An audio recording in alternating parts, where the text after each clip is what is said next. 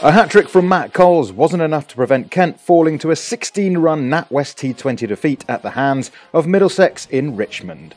Mascot Sophia Biggs tossed the coin and Sam Northeast called correctly and inserted Middlesex, who saw Brendan McCullum and New England man David Milan open up with some striking shots.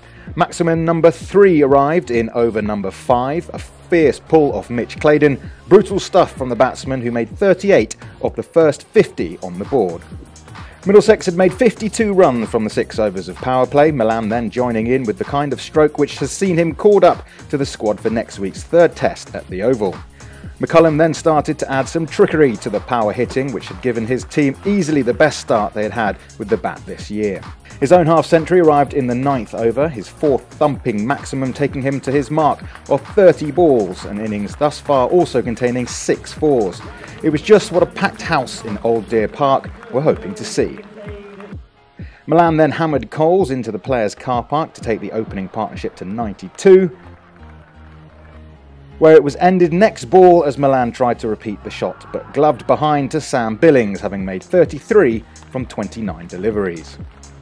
Paul Stirling wasted no time in getting in, quickly dispatching James Treadwell over mid-wicket to bring up his side's 100 at the start of the 12th over. And McCullum was just getting started, another massive hit sending this ball into the neighbouring tennis courts. And if anyone was playing, they would have needed helmets, as the next delivery from Neesham went even further. McCullum now looked for the big finish, taking his team beyond 150 in the 17th over on a pitch which had caused some concern before the start due to a wet patch on it. Not that the surface had anything to do with McCullum's innings, his 88 being made off 51 balls with 9 fours and 6 sixes. He left with a total on 156 for 3, 17 balls remaining. The bowler Callum Haggett was rewarded for bowling straight and also knocked back the stumps of Ryan Higgins 3 balls later. So it was left to Owen Morgan to take his side in, and he didn't disappoint. This pair of sixes coming from successive deliveries in the penultimate over from Claydon. Middlesex looking to finish off well to keep the momentum with them. Going for his 3rd 6 in a row, Morgan perished, Alex Blake judging the catch well to fall for a 28 which occupied 19 balls. Then to finish off the thrills, a final over hat-trick from Coles. James Franklin gave Blake more work to do at long on, as did John Simpson, who fell in an almost identical fashion. Before Coles completed his hat-trick for figures of 4 for 32 by bowling full and straight to knock back the stumps of Tim Southey. Middlesex then ending on 179 for 8, fewer than they could have wanted at one stage. Right at the start of the Kent reply, McCullum dropped Joe Denley at mid-off before he had scored, but the first over ended next ball with Daniel Bell-Drummond trapped in front by Southey. McCullum's drop didn't cost anything as he then edged Stephen Finn's first ball to Sterling at slip, the visitors on 2 for 2. Tom Helm came on and delivered a 9-ball over, the last of which saw the back of Billings for 9. Nathan Salter holding on just inside the rope to leave the Spitfires in trouble on 36 for 3 after 5.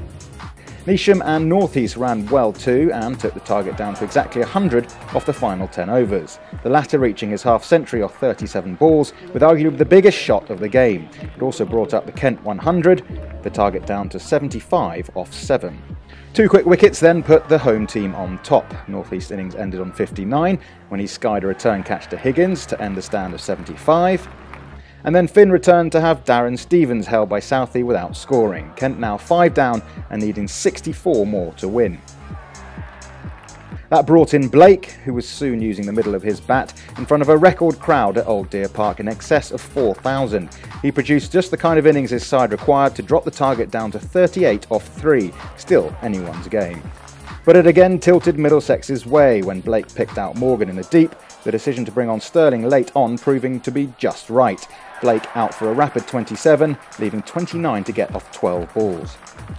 Neesham was now key. His 3rd 4 to go with 2 sixes took him to his 50 off 35 balls, but his side was simply left with too much to do. Coles was run out in the last over by Simpson,